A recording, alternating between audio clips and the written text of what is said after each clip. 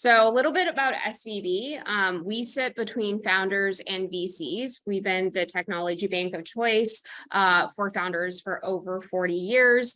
We've kind of been through the highs and lows of a lot of different market cycles. So we really understand how to navigate turbulent times. We also bank a lot of VCs and hedge private equity firms. So that kind of gives us a larger macro understanding of the innovation economy. And we oftentimes, act as a marketplace between founders and investors. A little bit about myself. My name's Bo. I lead our founder success team here, which supports early stage companies pre-Series A and fundraising efforts, company building, connectivity to the larger SVB and New York ecosystem. I feel like the real secret sauce of SVB is we have the best network here to really supercharge your company and connect you to the smartest people who can problem solve. So that's a big part of what we do here. I'd also like to introduce Andrew, my colleague. Do you want to give a quick intro? So hopefully folks can hear me here. My name is Andrew Oddo. It's nice to meet you all. I lead our early stage practice here and specifically with Bo, focus on our founder success. Hello. Thank you, Charlie. So this is part of our founder success series. We did 50 plus events last year, some of which are open to non-clients, some of which are reserved for clients, but really our goal is to foster the New York City tech ecosystem. And so that's what I do. Prior to my time here, I was both in the VC world in New York and an operator in New York for the past 10 years. And so a lot of my wisdom, I'll let you determine whether you feel like it's wisdom, comes from, a little bit of operational land, VC land, and now my time here. My role is going to be minimal today. I'll be keeping an eye on the chat for questions and comments. So please throw questions and comments in there, and we'll take questions from folks here today too. Thanks, Charlie. That's all. Great. And we are super honored to have Charlie O'Donnell here as a guest speaker. Charlie started his career in General Motors performance equity management program, which I think is a term for PE and acquisitions. Venture fund, exactly. Corporate venture fund. He also started out as a first analyst at Union Square Ventures. So definitely, has an incredible track record here in New York. Also helped open the first round office in New York, sourced Skype as one of their investments. GroupMe, bought by Skype. Yes. So very like small. OG web 2.0, investment. He also started Brooklyn Bridge Ventures in 2012 out of Brooklyn, where he's born and raised, and invested in great early stage companies like Hungry Root, Pedal, Shortcut, Bridget, and Charlie's also active, board member for New York Tech Meetup. So he does these amazing quarterly annual meetups of 100 plus folks gathering. It's definitely, a way for us to kind of build community here. So we're super excited to have you. Thank you for joining. We have definitely a lot to cover today, so let's kick it off. So kind of the three main factors for fundraising here is we really want you to walk away really with an introspection of like, why are you fundraising now? Why is this team uniquely positioned to do so? And also, most importantly, why the problem is going to be venture scalable. So we're kind of hit through these like three different factors and ways for you to kind of approach your fundraising process in the next couple of months. Just obviously a quick disclaimer, this is not a one size fits all. Obviously fundraising is very bespoke. There's a lot of relationships at play, and we are also sharing a lot of the data that is New York specific. So obviously different regions and geos do vary a little bit by the data trends. We're also sharing, deck information from like our state of the market report. So that is primarily going to be from the last 2 years. All right, so a lot of the big question people had, especially with the economic downturn of last year, is just where is VC funding going in 2022? 2021, even though there was a lot of turmoil, it still was the second highest year cumulatively for VC funding. It did go down by 31%. That's kind of the tally since Q4. But definitely there's still a lot of great dry powder out there. This is not at all, analogous to the .com or great financial crisis. Like, this is a very unique kind of anomaly in which we're going through. Can I just put a Yeah. picture in this chart? Absolutely. I've spoken about this chart so many times to people. I don't know how long you've all been working on your companies or been in the startup world. I personally don't remember anybody in 2018 or 17 talking about what a terrible environment it was. So if you just like look on this chart and just say like, okay, as bad as last year may have been relative to the year before, we're still far, like look at those numbers for 2016 and 17. And nobody was going around feeling like, oh, this is such a terrible time for venture and all this sort of stuff. So yeah, it's not what it was, but we're still way ahead of where we used to be, which is, I think people should look at it positively, but at the same time, it's still really hard to raise. It was really hard to raise before. It's really hard to raise now. Maybe it was like half a notch easier in 2021. But so you should take like just a little bit of a dose of reality with the context of this. Sorry. Yeah, no, I love that. I think it really speaks out to also zooming out and seeing the larger timeline of the venture, fundraising history too. So this chart, kind of shows you, despite capital, slowing down, people are still getting rounds done, but it is taking longer in between rounds to fundraise. So what would have been, 12 months to fundraise for a Series A is now 22 months, for a Series A to B. That's also increasing for a longer time lapse. So we definitely recommend, in terms of your fundraising kind of like runway, to it used to be a seed could be anything that lasts you from 6 to 12, like definitely factor in this could be a much longer runway to factor in the, kind of longer duration between rounds. So that could be 24 to 36 months now of a runway. So definitely buffer in between rounds. Yeah, one really quick comment on this. So first of all, the data on the last slide, this slide, and the next slide, this is coming out in our upcoming State of the Markets report. So it's some of the freshest data we have. This will be out in 2 weeks-ish. So keep an eye out for that. But the interesting thing about this was, like, I think in the middle of 2021, Charlie, I'd be interested in your opinion here. You saw this, like, a lot of folks were raising with like an 18-month runway plan, maybe 24 months. Like, they felt very comfortable with that at the early stage. We polled 5 major VC funds last year on how much they advise seed stage founders to raise. 4 of the 5 said 24 months. One of them said 30 months. And the data is kind of shaking out that that's what's happening here, right? Like, if you're looking at it as 22-ish months between rounds, right, seed to Series A, you probably want to go forward with like a minimum 24-month plan if you're raising a real seed round, because it stinks to raise twice in a year or twice when you don't really want to or don't expect to. So I don't know if you're seeing the same or what plans you're looking at from founders. You want time to figure it out, right? Whatever that is. And you can make an 18-month plan, 24-month plan, 36-month plan. If you don't figure out what you need to figure out, it doesn't really matter. Like, time is not going to, like, when I talk to a founder and I say, well, what will this round get you? And they say 24 months. I was like, well, no, I know you could spend the money in 24 months, but like, what are the goals? Right? Like, what are the revenue? How much revenue will this money buy you? How many users will this money buy you? Every single one of the plans is like a straight line spend plan, and it never winds up like that, right? It always is sort of like, we try and spend some money to grow. If that doesn't work, then we pare back, right? And we pull back and maybe we iterate a little bit and we try to figure out, okay, that wasn't quite working. So maybe I'm gonna, buying all those podcast advertisements didn't really drive the customers we thought we were going to do. So maybe we're going to spend less, right?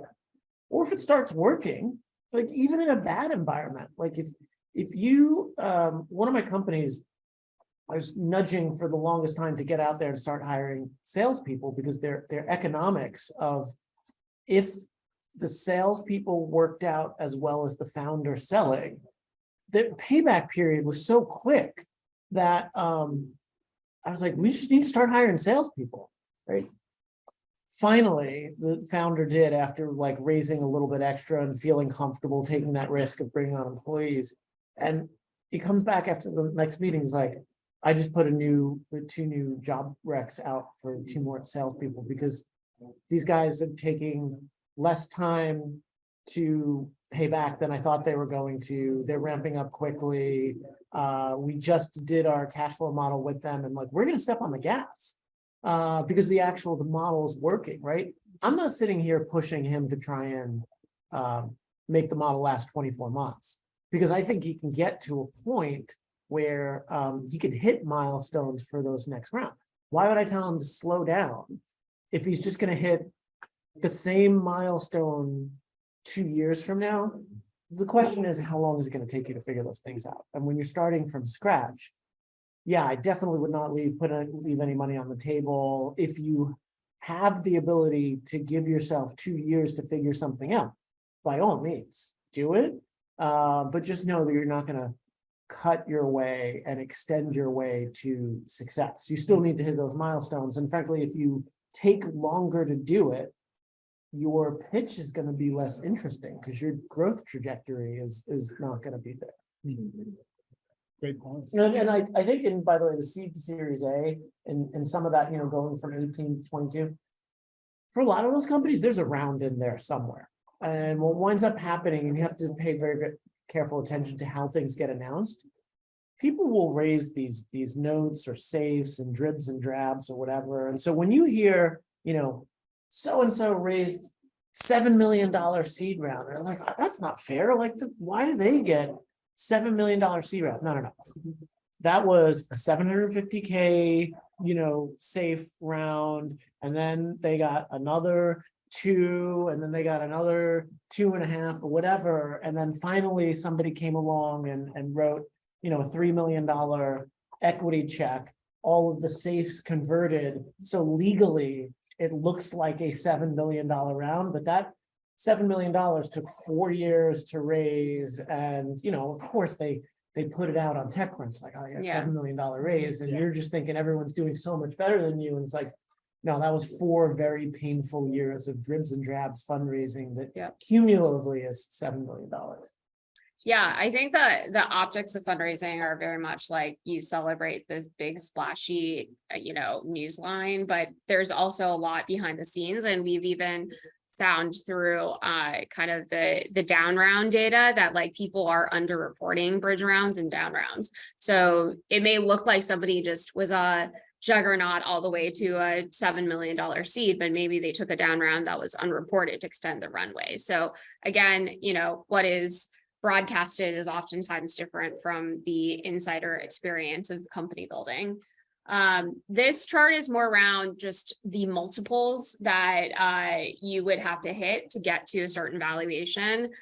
This is very sector specific. So we're breaking it across frontier tech, fintech, enterprise, consumer. The multiples I would say are still about the same, but you definitely, if you're an enterprise SaaS company, your multiples are probably going to have to go up a little bit more, 3x, 5x your revenue to get to a certain valuation than it was a year ago.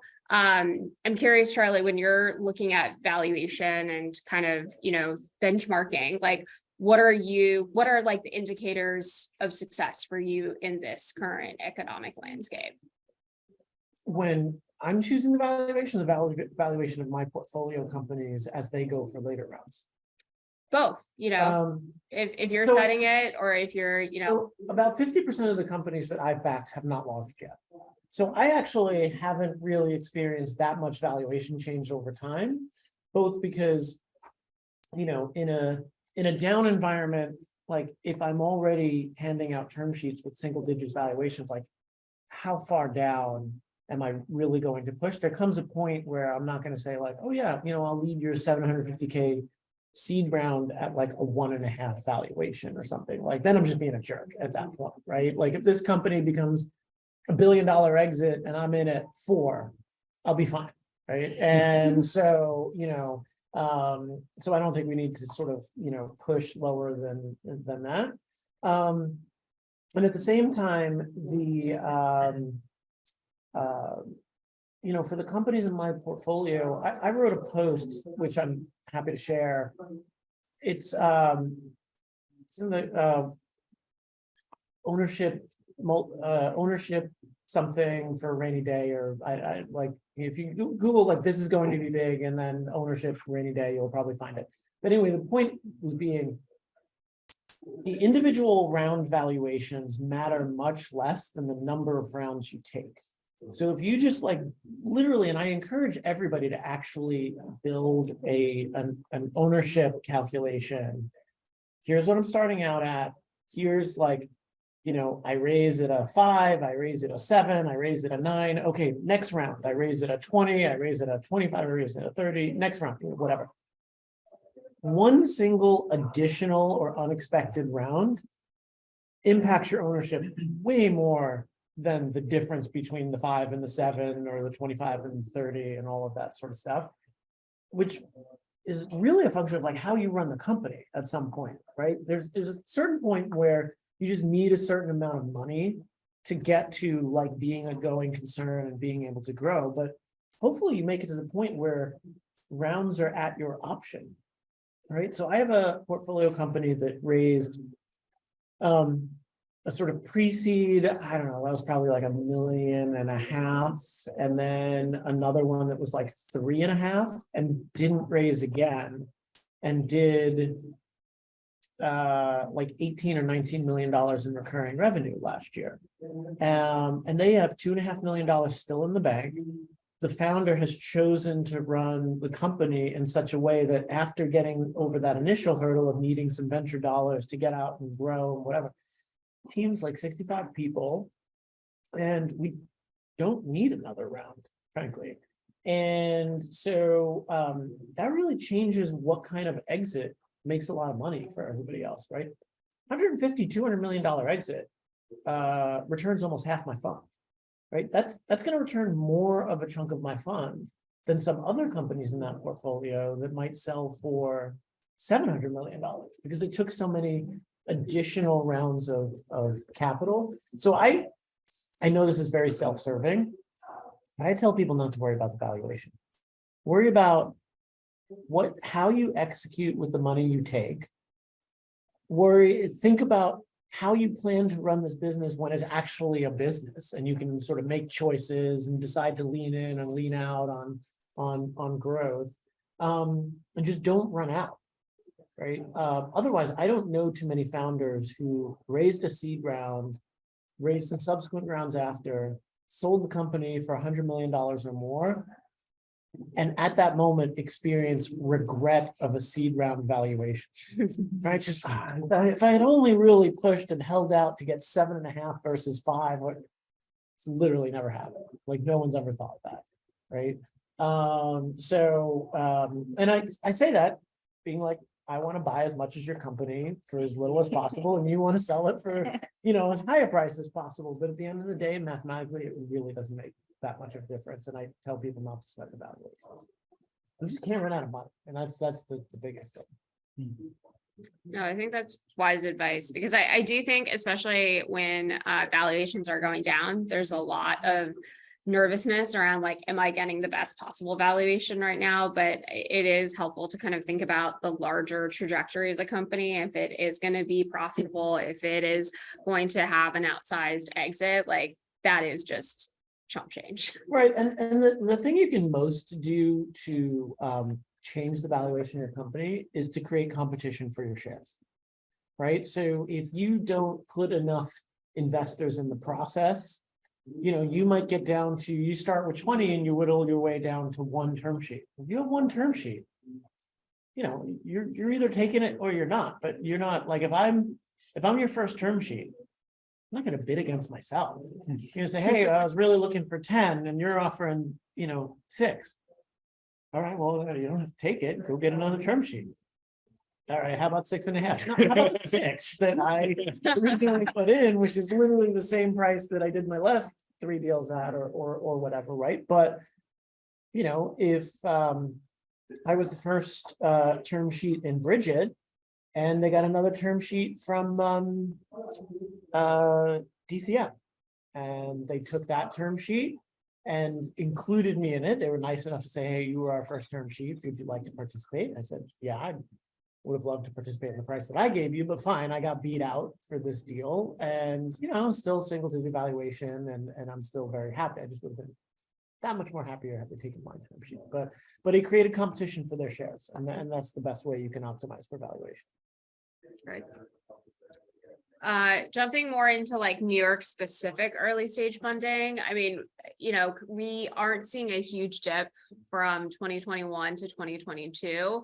Obviously, you know, Q3 data for Series A kind of took a much larger dip than anticipated for, but for seed, we're still seeing, you know, net increase of like 12% in terms of total funding. So kind of zooming out, like there's still a lot of dry powder and ways for you to raise money in the early stage, and a lot of the cooling down effect that we've seen from the public market like has really hit Series A and less on seed. I don't have data to back this up, but I have a theory that like during the pandemic, people increased their geographic footprint of where they were willing to fund, because people were kind of all over the place, and like everybody had this sort of equal access that it was all done by Zoom or whatever. Right. Now, that you've got people back to sort of in person, and then these like startup population centers and all of that sort of stuff. VCs are definitively doing less deals than they were during that, you know, pandemic period or 2021.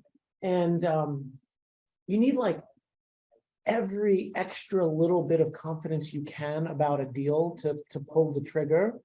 And I think people that are in startup centers like New York or San Francisco or whatever are at an advantage. Because if you're some team in like, I don't know, Madison, Wisconsin or something like that, right? And a VC in New York is trying to decide, you know, like which deal to do.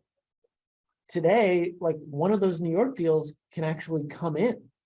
And you can't tell me that's not an advantage to be able to take an in-person meeting now. And, you know, whereas in 2021, you might say, well, we'll do both deals.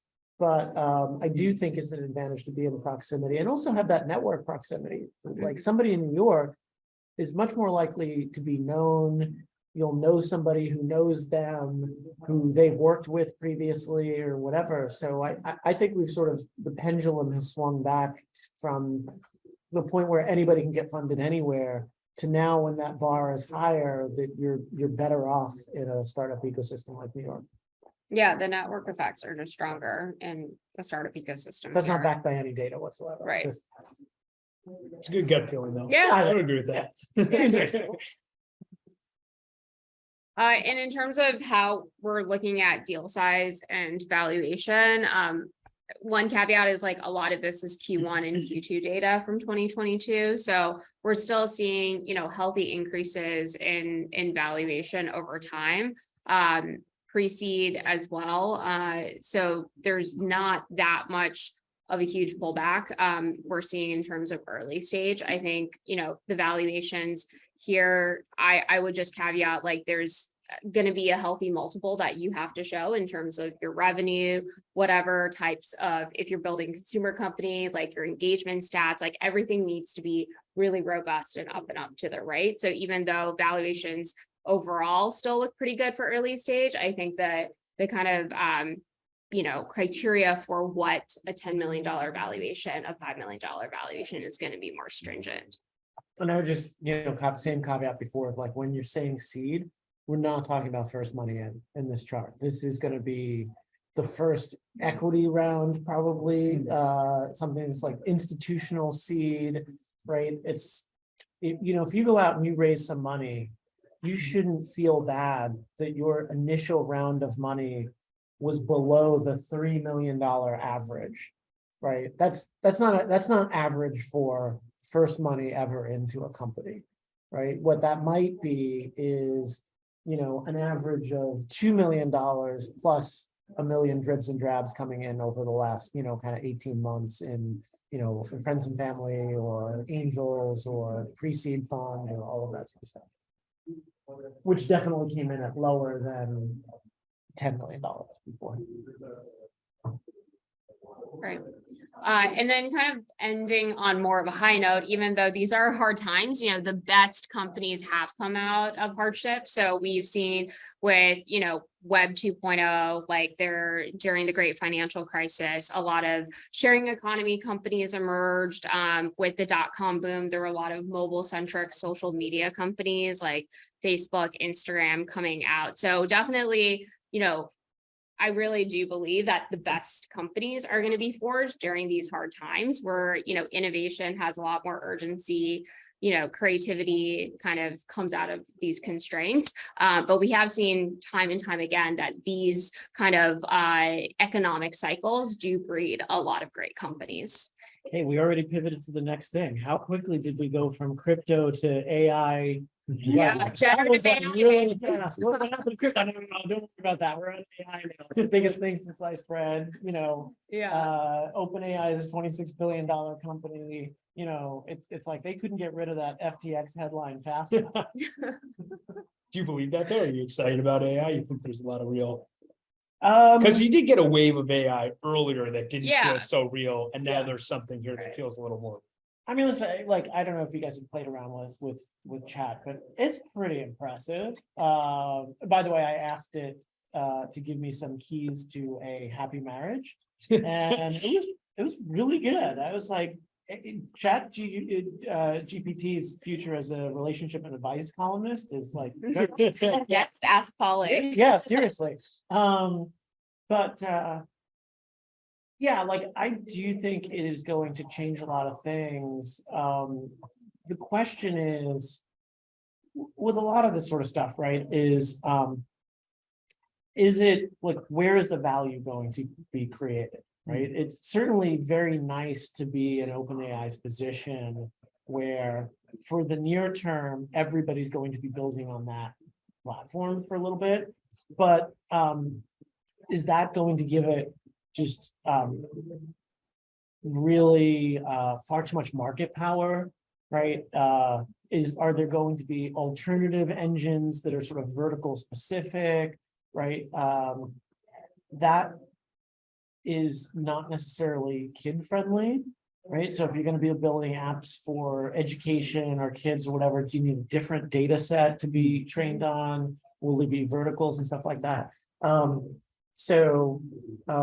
Yeah, I'm optimistic about it, particularly in the sense that like, how long have we been like pretty disappointed in like Siri's ability to like communicate with you and do useful things, right? And we get this sneak preview of like, man, this should be so much better. Hey, Siri, please do this thing for me. And it's just like totally doesn't get what's going on.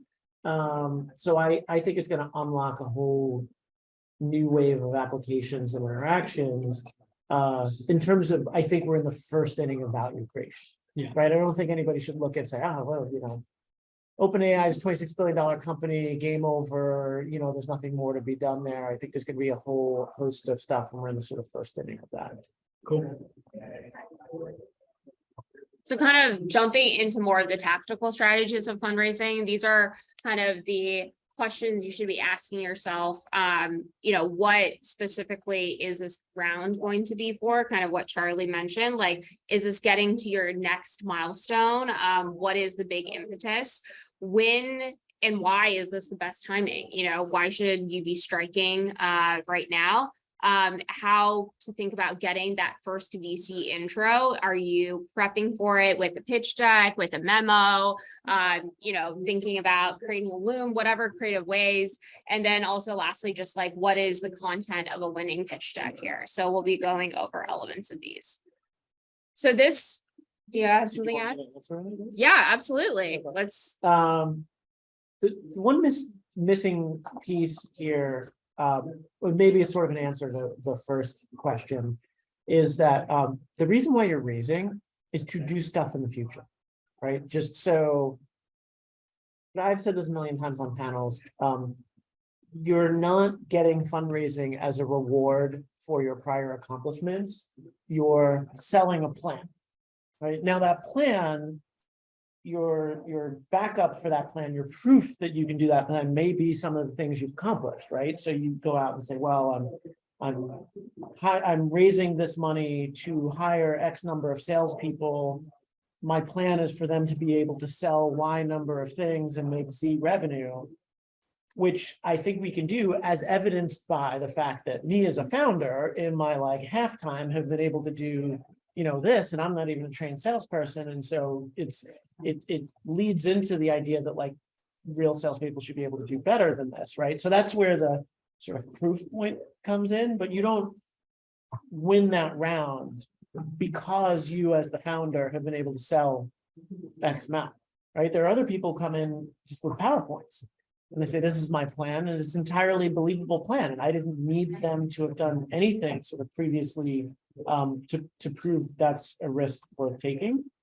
I think that's probably the biggest thing where people fall down on their decks and their pitches.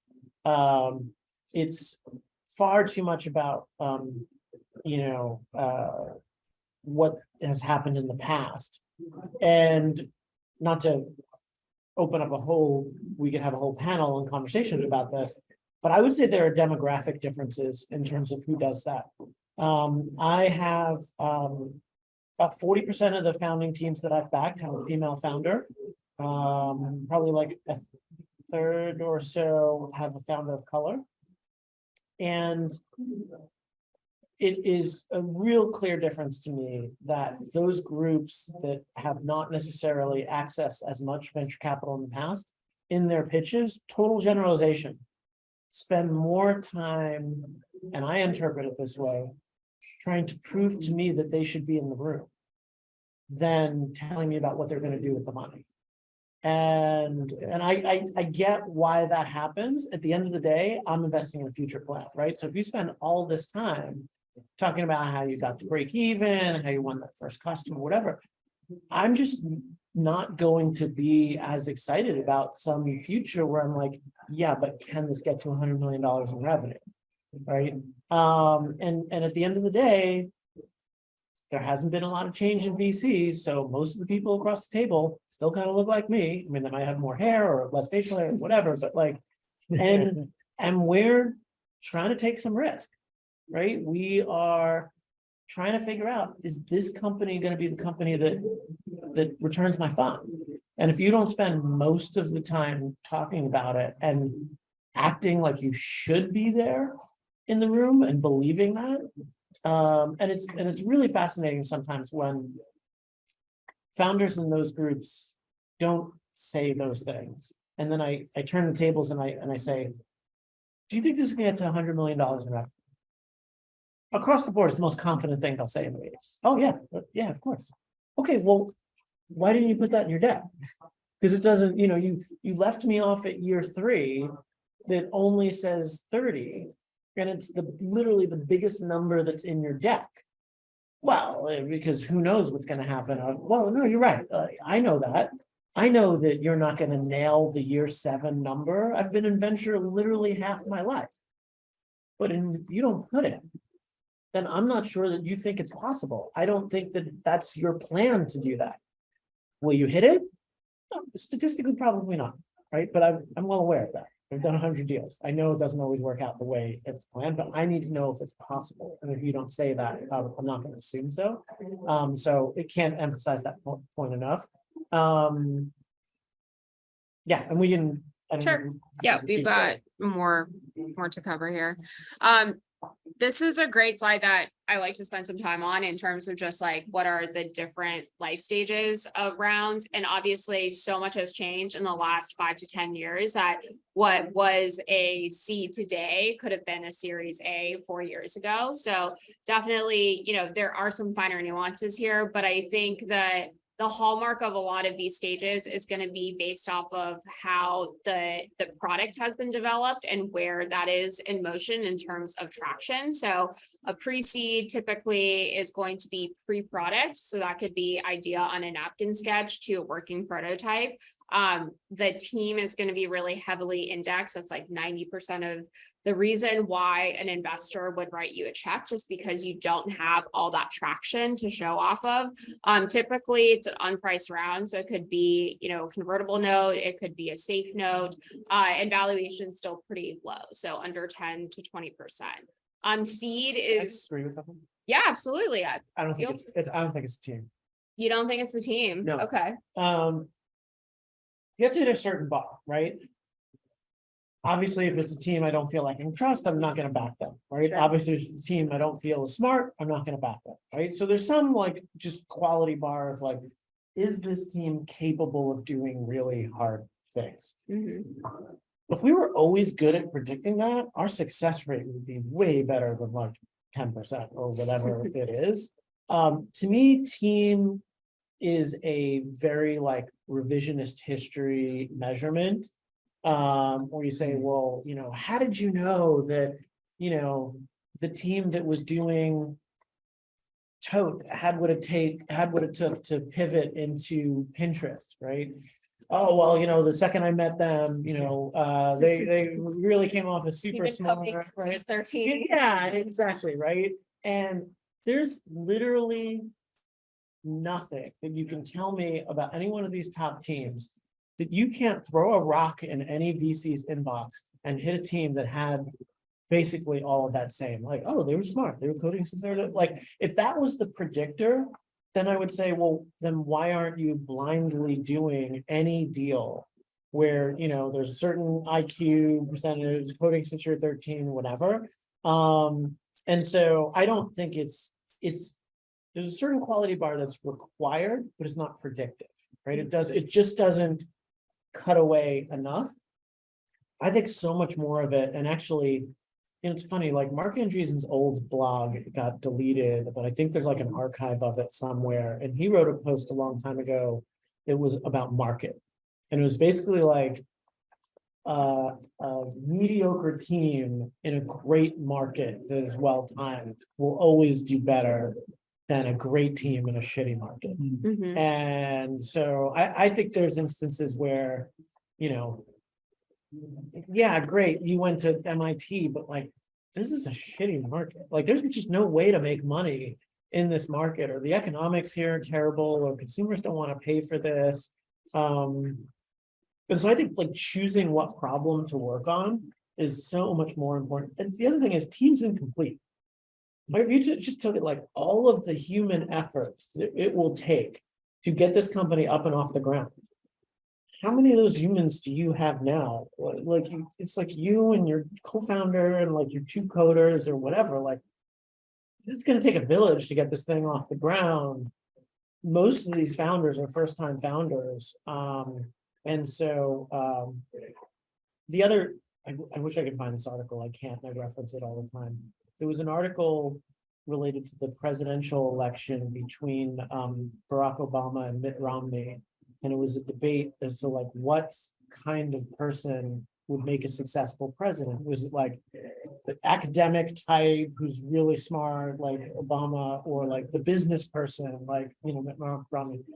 And they basically went back and looked at like all the presidents, whatever, and they basically said, this is a job that's very different than any other job. No one is inherently qualified to do it.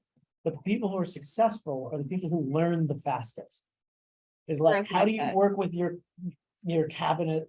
How do you figure out how to work with Congress super fast? Because you start stumbling and you lose momentum in a presidency, and like you just will never recover in it, and then you get clobbered in the midterms, and then you just like literally can't do anything. And I think that with founders, right? Like, how fast can you figure out how to hire? How fast can you, as a technical founder, figure out how to start your initial marketing and do lead generation and all this sort of stuff, even though it's something you've never done before. That to me is the biggest predictor, and it's really hard to set at the pre-seed stage to figure out, but I do really appreciate when somebody comes in and pitches, and week in and week out, like I had a founder who, we came close to getting there on a deal, who, if I were to mention people in the space, I didn't have to make that intro, and the founder would, I'd get a text from that other founder saying, oh, I met Isabel, she's really smart. Like, did I make that intro? No, she just went and found that person and figured out a way to network their way, or figure out a way to compel them to go for coffee or hop on the phone or whatever. Whoa, this person's just a vacuum for information. Like, this person gave me a lot of confidence, but it's not like on paper there was like schooling or background or anything like that I think was sort of predictive. No, I love that, because I think there's a lot more variables outside of pedigree and just where you worked, what you've, done in the past. I didn't go to Harvard. I don't know why people write that in their email when they pitch me. I was like, great. I don't know. I didn't go to Harvard. Like, I don't know why I would care about that. A lot of people do. I think that's kind of the problem. I'm sorry? That I think like a lot of people do care. I think you're like the kind of investor that I would love to work with. But like a lot of people, like that gets you the foot in the door, because like so many people sitting on the other side of the table have that pedigree, and then they're like, oh, I went to Harvard. And Well, then they, so like, it's a get that. proxy for things that is Mhm. real, Yeah. right? That like, if you started a company coming off of your like Harvard MBA program, it's very likely that, you took Jeff Busking's venture class, right? And you're going to be that much more savvy about fundraising, or you have people in your class who may have raised money before and you have a connection. Is it always true? No, but it isn't. And I think what people miss is that it's not the degree. It's the like, are you up to speed, or how close are you to being able to get up to speed? And that's just really one of the tough things, is like, I would like to be as accessible to as many first-time founders and people who kind of come out of left field as possible. But I will say that in many of those instances, the things that they need to do to get their company up and running are just harder, because they don't have the access to network is not democratic, right? It's not evenly distributed, right? So somebody is at an advantage when they are in a network of other founders. And when you say, hey, we need to go hire a marketer, and they can just make 5 phone calls to be like, hey, how'd you hire a marketer? Like, what interview questions did you ask him? And all of that sort of stuff. That's why I think like programs like this are awesome, or things like On Deck or whatever. But yeah, a lot of times it is looked upon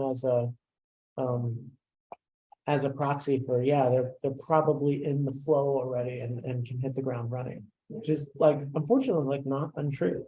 Yeah. It's Yeah. lazy, but It is a little bit lazy, It's yeah. lazy, but like it's kind of like reality. But as a Which VC, sucks, but yeah, you kind of have to be a little bit lazy with certain things. Yeah. Like, if you actually knew how many seconds somebody spent on your deck, and you're like, well, how can you evaluate that? Well, I see 2,000 things in a year, and I only have 2 eyeballs in my head and a certain amount of waking hours. Like, I just literally don't have more seconds. And if I can't be like, yeah, I could see myself doing that deal in like 30 seconds. Like, founders get annoyed when I'm like, I didn't click on your 2-minute video because I don't have the 2 minutes to invest in watching your pitch. Like, you didn't earn 2 minutes yet, because I'm still trying to figure out whether or not you should get more than 30 seconds. Because like, that's where everybody's starting out, just because of the volume. We're like giving away money for a living. You can imagine what my inbox looks like, right? I don't have 2 minutes for each of those companies. It sounds like I'm like, oh, my time's so important, but no, there's just a lot of shit ton of stuff to go through. And, please, especially when like internet access in the subways suck, like, you have to write something like, here's my demo. And it's like, I'm sorry, I'm in the tunnel. Like, I can't, this was my opportunity to look at your email. Now it's Yeah. going to the bottom of the pile because I can't click on anything because we don't have real internet in the subways. So I like that though, and maybe, I know we'll probably have to skip around for the last 15 Sure, minutes, you yeah. might want to go to the deck slide, but like, I always train founders, like, you have your 30-second pitch to earn the 2 or 3 minutes, you have 2 or 3 minutes to earn Yeah. that half hour with Charlie in his office. It's like, if you look at DocSend, the average pitch deck, if it's even open at all, past that email is read for 3.5 minutes. And so you got to kind of nail like in that email. That's why I always say when you're approaching Charlie or Bo or me or whoever, like this is not a sales process where you're going to thousands of founders and it's dear Mr. O'Donnell and then blank pitch for everybody. Like you really need to tailor it to him. Guy tweets a lot, blogs a lot, can't even remember all the names of his articles he's put out there. Like read that, tailor it for him and what he wants to see and how he thinks. And then at least maybe you've taken 30 seconds and converted it to 3 minutes. And you But- hit the nail on the head. It's all about earning the next thing. Yeah. It's about keeping the conversation going, but also like not just keeping it going at all costs. It's about keeping the conversation going, assuming I've indicated some level of interest. Yeah, Because there's absolutely. definitely a way to fundraise where you can like keep a conversation going, and some board analyst who has shitty deal flow is like, yeah, I'll keep talking to you. You're pretty smart. This conversation's interesting. And like they have no pull in their firm. There's no way they're gonna get there. And you want to like qualifying to the next move. So at the same time, don't give me the fire hose of everything in that 30 seconds or bum rush me after the panel and be like, let me give you my whole pitch now. It's just, especially now because I'm getting like when I head out of here, I gotta go to relieve our babysitter. But the email, it's like, hey, I was at the panel, I was at SVB. It's automatically gonna get a click. Like I'm definitely gonna click through anybody's deck in this room because you came here and you sat and listened to me for a little while and, you deserve, for me to look through your deck in that time. Anyway, Right. let's keep. Yeah, let's keep going. So I think we've covered a lot of this already. I mean, seed, we're talking, some type of beta, some type of traction you're able to show. Typically, that's going to be a mix of, institutional VCs with some angels and individual check writers. It could either be priced or could not. Series A, that's going to be kind of the biggest, grown up tranche we're entering here. That's when the product has some semblance of a product market fit. You're starting to bring in, board seats. You have a lead Series A investor, and that's going to be a priced round with about 20% dilution. Anything else in terms of Yeah, I'm seat just saying, breakdown to add? People throw around friends and family, and it makes people feel like if you don't come from money, you can't sort of break into this space. And I think I would love to come up with a sort of a better term, like network driven or something like that. If you really like broaden the circle, I tried to start a company and it was like an utter failure. But like I raised back in 2007, like 350 grand or something like that. And like my first job, which actually started as an internship, was at the General Motors pension fund. And the guy who ran the pension fund, who knew me since I was like a high school senior, like he wasn't my friend, but he, I was like young, smart kid working hard, try to, ask him a good question every now and then if I saw him in the hallway or whatever. Like he wrote me a 25K check. And, that wasn't I didn't grow up with my family going to the country club that he went to or whatever. I just got this internship and it was just this guy who was like making good enough money that like, writing a 25K check was something that he could afford to lose. And he had a good impression of me and I made my pitch, a smart idea. And I think a lot of the difference between like, how people raise friends and family is just like who you feel willing to ask. And there are a lot of people who work in situations where like, if you come out of a big company, somebody at that company should fund you. Because you're not that many levels up before somebody can write a 10K check.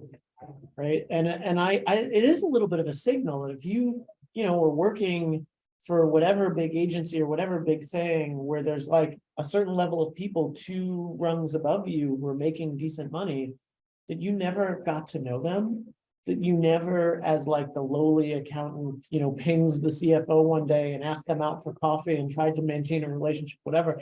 That's like, are you doing with what you can with what you were given? That shows you can take advantage of the network or whatever. And like, that is a $5,000 check, right? Because you were in a circle of people. Like my dad was a New York City fireman, like he wasn't writing a check for my startup, but when I raised that round, I just asked everybody, like anybody that I thought all the managing directors, the pension fund that I worked at, some of them, most of them said no, but a couple said yes, and I was able to sort of cobble that down. But I think the big difference was like, I was just willing to ask more people. Worst comes to worst, say no. Yeah. Can I add on to that? Sure. I think like it took me a really long time to even understand that like people would have like $10,000 that they're willing to lose, right? Like when you're coming from a certain background, I was kind of like, I didn't know I could ask because I didn't know that people were willing to take that kind of risk. Because to me, that is a lot. Right. I mean, when I was growing up, if somebody was making $100,000 a year, I thought they were rich. And by the way, relative to the average person, that is wealth, right? Because like 100 grand is, I forget the number, but it's like top quartile. And you don't think that, but that chart goes up very steeply towards the top end, right? And you look at like, okay, the median rent in New York City is such that like, could somebody who's really passionate about something spend 2 months rent? Yeah, there's probably a lot of people in New York City who could spend 2 months rent. And for some people, 2 months rent is $25,000, right? But yeah, I think that's important to realize. Cool. So I'm gonna skip some slides since we've got a short on time. But I want to stop here in terms of qualifying your intros and thinking about how to approach this order of operation. Like it is a lot of fundraising is enterprise sales. Like you're going to be talking to a lot of people and you're going to get a ton of rejections, but there is also a way for you to prioritize that sales funnel so that you are thinking in terms of, who is going to be a good person to practice on early on so that you're not talking to a Charlie in your first meeting. So talking to angels, talking to people in the first meeting. I want that first meeting. Yeah, that's fine. Well, Charlie's more accessible than most VCs then. So, in terms of thinking about like who on that spreadsheet list you want to have down from an order of low priority to high priority and kind of, really de-risking those conversations early on so that you can learn and make mistakes while it's still cheap, so that you are really refining this pitch towards closing on a lead investor, closing on very strategic investors in the round. Anything else here that you like to add? Yeah, there's a lot of people say like, I'm not ready for VC, and I would just throw that out the window. Like there's no harm in having a conversation. It's not like Shark Tank. It's not like you get your one shot and then, there are lots of instances where somebody will come in and pitch me and I say no. And I'll try and point out like, here's why. I think some people will buy this. I don't think that the bigger people will buy this because I think they have this solution already. And I don't think you'll be able to score big customers, right? If you come back 6 months later and you now have like 300 customers, but they're all still really small, I'll be like, yeah, no, that's nice that you have customers, but you didn't address my main issue. And I still feel the same as I did before. I'm not going to yell at you because you came back and, whatever. It's like, yeah, I'm still a no because, you haven't proven this thing. But if you're like, hey, by the way, I just, scored $100,000 my first $100,000 contract is going to, and here's what we figured out about selling to big customers.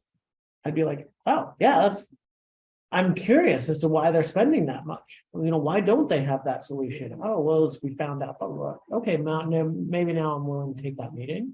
When I was fundraising for my first fund, I screwed this up so badly. Like I overspent time with 2 whales and thinking like one of them was asking me, what would it look like if we invested in more than half the fund?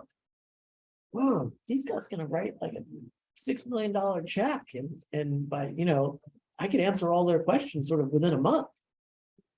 I'm waiting, answering all these questions, dribs and drabs, whatever. Eventually I come back to them and was like, so how do we get to a close? And they're like, oh, well, we have to hire a director of fund strategy you don't even have the person who can make the decision. Who the fuck are you that I'm talking to? You're not the right person. So But I think it's fair to ask, like, what is the process? What is the like for process? in any sale? do you have a budget and what is the process? Yeah. Right? Yeah. Have you ever done things like this? What would be, and I asked them like, so you don't have the person right now. This feels like a third quarter thing. Yeah, we should have all our ducks in a row by September. Great. And like, so what number are you thinking? No promises, obviously. Yeah, like $1 million. Right. You're like, I'm actually a recruiter. I'll help you get that person. Right.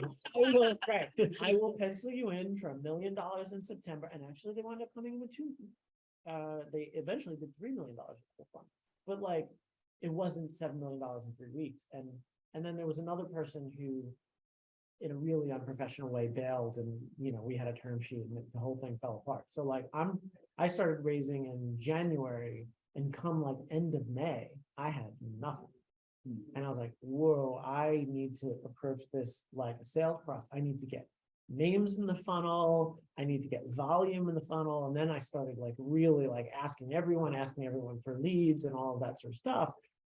Closed that first round in September, which was 3 million of the initial 8 in my first fund, with it was like 10 people or whatever, but it would started out from a list of like 80 basically, and I worked my way down. Yeah. And qualifying them too. Like, I realized what were my 3 questions, at least for the fund, and I think it's sort of similar, is like, do you want to be in this asset class? Are you okay with this structure of like, I pick the deals, you don't, like, I'm not sending you the deals? And does your check size make sense? Can you write a check of at least $50,000 and less than? Some people have funds that they only write $5 million checks. They don't write small checks. Yeah, you're talking about like the Tigers, Like, I have a company I know that's like trying to raise a small sort of extension, seed to whatever you want to call it. And they're talking to somebody from Insight. And I was like, just stop those conversations right now. Oh, but they seem interested. No, they're not. They're not interested. They're not interested in this round right now. They haven't laughed you out of the room. I guess that's good. They're like peripherally interested in our sector, right? But you need to spend 100% of your time with people who invest at this size and at this stage and in this sector. And if anybody is like a less than 1% chance of it's always like, who's literally like, Insight's not going to do your pre-seed deal unless you were like former partner or principal at Insight. Otherwise, it's not worth talking to them. But I know it feels like when you don't have any money and you're taking these meetings and there's a very engaged person on the other side of the table, it feels counterintuitive to say no to another meeting because you think, oh, there's just a chance, right? Like, they occasionally do something exceptional. Just spend time with somebody who's like, where you qualify them, like, I'm currently pre-product. How many pre-product deals have you done in the last, I used to say like 18 months, but now I would just say starting since last summer or since second quarter of last year, right? Because that's the current environment that we're in an environment now that started in the second quarter of last year. And if they have done no pre-product deals since then, you might nudge them down on the priority list a little bit. If they've done one, then you're like, oh, then there's a real chance because it might do another one. Oh, was that person your former analyst? Yeah, okay, that's like maybe not the one that Just being thoughtful about time and some questions in the chat. Yeah. Can we skip to the deck slide? Absolutely. And maybe just end with some words of wisdom from you on this, Charlie. So, we talked about the process. We talked about thinking about how to approach and the story you tell, right? We don't spend a lot of time on the deck during this session for a reason. We talked about how short it's consumed, but once I break into the room with you or I'm sending you a deck and I want to tell that story, and maybe I'm early, I'm pre-revenue, I'm still putting together the team. What are your final words of wisdom on like the things that are impressive enough to tell around these categories that then get me truly into the process with you where you're taking a deep look in the session? How do we go from 2 minutes to a half hour with you? Yeah, I personally, and again, like every VC is different. I would swap unit economics for competition in this side. I care if you got into a meeting with me, then I am then I don't think this thing has been solved. Right? Like if you're in the meeting and we have to talk about like, this company's doing X, Y, and Z, or 8 companies have already raised in the space, you probably didn't get the meeting. Yeah. So I think people overplay the competition slide and they feel the need to put logos up. That stupid checkbox chart, and we have all the checkboxes they don't. So like these other guys are down here, and we're up here in this corner. Like, I hate those. Always the top right. This is like really arbitrary, right? Like, intuitive brand proposition, and I don't even know how would you objectively measure what that is, right? Is that actually what consumers are going after? Or there's some that like, goes after big customers or small customers, and no one's going after the small customer. Yeah, because they don't make any money. That's why. Like everybody else in your space has realized that like these guys don't pay. That's the reason why they're not going after anybody, right? So I like to see some discussion of like,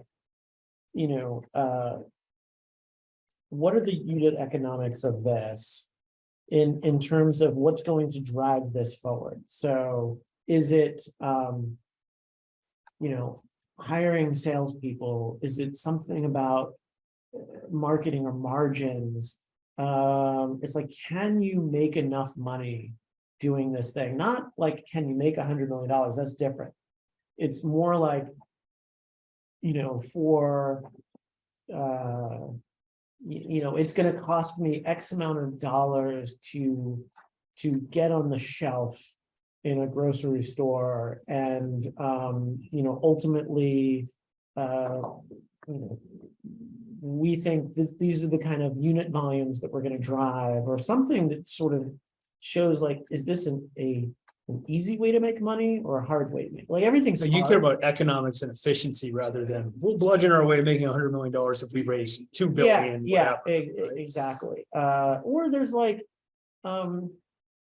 some, like I backed a company that essentially is building a big electric flying bus. And so like, Awesome. it's Bit economics. well, but the economics I cared about is, what are the step functions, right? Step 1, build a thing that just lifts off the ground. It's not a bus, it's just literally a platform, and it's just showing that the engine can just lift this thing and it can hover, right? And it's just a frame, and it's a 3D printed frame, and like, will $1.5 million get you to that thing, right? And what's the next thing? Well, the next thing is a small prototype, and the next thing after that is like the bigger thing, and the next thing after that. So like, have you broken it down? What are the unit economics of a ticket on this thing? Like, if successful with this thing, will we be able to get people out to the Hamptons in 30 minutes for $85? That's pretty compelling. I would pay $85 to, rather than sit on the Bolt bus for 3.5 hours or however long it takes to drive out there, right? But I'm not, but I'm not at the price point where I'm going to pay $750 for a blade to sort of take me out there. Maybe if I had a bigger fund, but like, so it's like, is there a market for that kind of thing? And how do you get confidence that the thing that is an idea in your head will cost as little enough that 40 people at $85 will be able to run this thing? And that's kind of the economics that I care a lot about, and the ability to play with that in a meeting, right? That your business model so in and out, where you're like, where I'm like, what if you expanded to 5 cities instead of just went for 1? Or like, just in the meeting be like, well, 5 cities, like it roughly takes us 250 grand to launch a city. So we're doing, it's more like a $3 million round. I feel really much more comfortable if somebody can like do that in their head. Like the basic math, the difference. Like high level, right? It's no promises, it's very inexact, but like if you had someone build your model and you're like, oh, I could go back to, my cousin who works in finance and ask him to rerun the model, like that lowers my enthusiasm for this, because like you don't know enough about this deal. You know, if you can get answers 70% right in the back and forth of the meeting, and you're willing to talk that way, I think that's really important. The other team slide I really personally don't like is the advisor slide. To me, this is, here's a bunch of people who had the money and success to write me a check but didn't. That's what that slide says. It's a bunch of people who, you know, here's an advisor. It's the person who IPO'd this company. Are they writing a check? No. Why would That's you? your bad side. That's your bad Yeah. slide. It's a Yeah. bad slide. It's a terrible slide. Summarizing one thing that you said, and then I think we Sure. probably have to wrap, is like two things. Can you be dynamic enough in the meeting to have a Yes. two-way conversation, like react? And to your point earlier, like to the conversation, what's your pedigree of school you went to? Maybe less about that, but more around like, are you a quick learner? Is your adaptability fast, right? Of like understanding the situation you're in. And I don't know the answer, but I have my cousin or this person or whatever, I can be resourceful and get to that much quicker than other founders. Because I love your point around like, the guys at Slack didn't start Slack. They started a gaming company and then that became Slack, or your analogy with Tote becoming Pinterest. Like that's how it goes. But that dynamic aspect and adaptability aspect are key attributes to you. And I agree with that. Two quick points. Adaptability, I mean, I think is a really great way to put it. Just even coming in like, you know, have your deck with your laptop or whatever, but like read the room first, right? Is this, you know, if you come into like a VC kind of thing and they're like in the t-shirt and jeans, whatever, like, and there's no, you know, is this gonna be a deck meeting? If you meet for coffee and it's crowded, you know, like, are you gonna have to, you know, and the tables are tiny, like maybe this isn't a laptop meeting, right? Mhm. Maybe this is just a sort of conversational meeting and you should be able to be just as good without the laptop, right? Or in the case of somebody like me, I'm half Italian. There's a sort of botched dialect Italian word, cacchiarone, which is chatterbox, at least as my Sicilian grandmother told me. And you can get it from this meeting, like, I like to talk, I jump right in, I start asking questions. If the only way you know how to talk about this company is by the problem slide and the solution slide, whatever, I'm like, yeah, no, let me, like, here's what I care about. Like, let me ask you this question that has to do with slide 7, and I want to spend all my time on that. It's this back and forth, because don't make me sit through the problem slide if I'm already there. But if you have decided that the 3 things that I need to understand about this company in order to decide to fund it are X, Y, and Z, you have to be like a political candidate asking questions in a debate, answering questions in a debate. You ever know how a political candidate never answers the questions that they're given? They've decided that they're the family values candidate, and they will just find a way to get family into every single answer. So if the thing that you want me to know about this space is that there is soon going to be, you know, a fuck ton of money going into the electrification of the infrastructure, that, you know, Governor Hochul just announced that no new cars in New York State will be sold past 2035 that aren't electric. That's not that far away from here. And what that means from an infrastructure perspective, like maybe the thing you're basically saying is, I need this investor to think that this space is a train leaving the station. If I can just get them to think that, then I'm like halfway there. And then my next thing is like, we're the right people to take advantage of it. So, you know, he's asking me these stupid questions about how the charging thing works or whatever, but I need to make sure that as I answer his questions, I'm still hammering home that like, this is the way these things are going. You know, everyone's going to coalesce around this particular thing. And so it really requires that like reading the room and flexibility. It's like, it's kind of an EQ thing, to be honest. Yeah, I think a key theme of all this is just like what behavioral scientists call like the adaptability quotient. Like that is a better proxy for people achieving things in like IQ and EQ. It's just how fast can you learn, how dynamic can you be in a conversation so that you can switch your medium, your talking points based off of the responsiveness of the audience. I'm sorry for blowing through my. Yeah, no, amount of time. this has been amazing. I just wanted to end on our last slide for ways for you guys to access us in the future. So we are available for one-on-one pitch deck review, especially as a client. We offer a lot more bespoke services like this. We also will be following up with an Orbit invite, which is a one-to-one peer learning invitation so that you guys could get matched with another founder of specific, sector and life stage. And the last piece is just, we are here, Andrew and I are here as a resource. If you guys have, thank you. We'll be following up, with a recap email, some of the links that we've talked about, blog posts, and, Charlie.